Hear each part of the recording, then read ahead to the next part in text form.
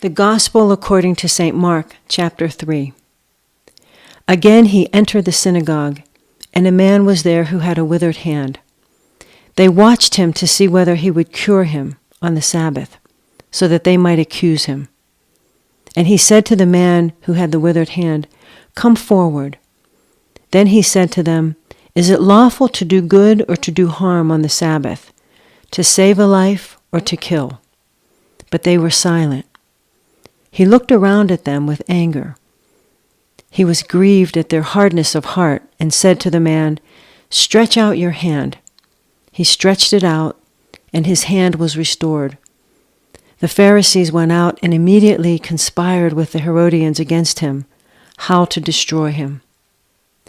Jesus departed with his disciples to the lake, and a great multitude from Galilee followed him. Hearing all that he was doing, they came to him in great numbers, from Judea, Jerusalem, Idumea, beyond the Jordan, and the region around Tyre and Sidon. He told his disciples to have a boat ready for him because of the crowd, so that they would not crush him. For he had cured many, so that all who had diseases pressed upon him to touch him. Whenever the unclean spirits saw him, they fell down before him and shouted, "You are the Son of God." But he sternly ordered them not to make him known. He went up the mountain and called to him those whom he wanted, and they came to him.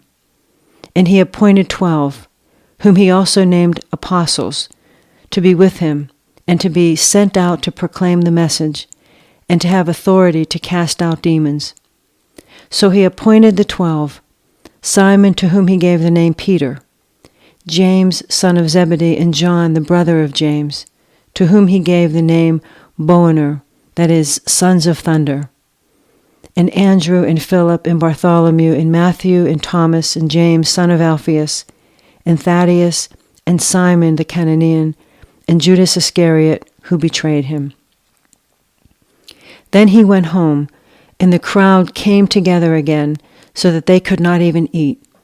When his family heard it, they went out to restrain him, for people were saying, "He has gone out of his mind." And the scribes who came down from Jerusalem said, "He has Beelzebul, and by the ruler of the demons he casts out demons." And he called them to him, and spoke to them in parables. "How can Satan cast out Satan? If a kingdom is divided against itself, that kingdom cannot stand. And if a house is divided against itself, that house will not be able to stand. And if Satan has risen up against himself and is divided, he cannot stand, but his end has come. But no one can enter a strong man's house and plunder his property without first tying up the strong man. Then indeed the house can be plundered. Truly I tell you, people will be forgiven for their sins and whatever blasphemies they utter. But whoever blasphemes against the Holy Spirit can never have forgiveness, but is guilty of an eternal sin. For they had said, 'He has an unclean spirit.'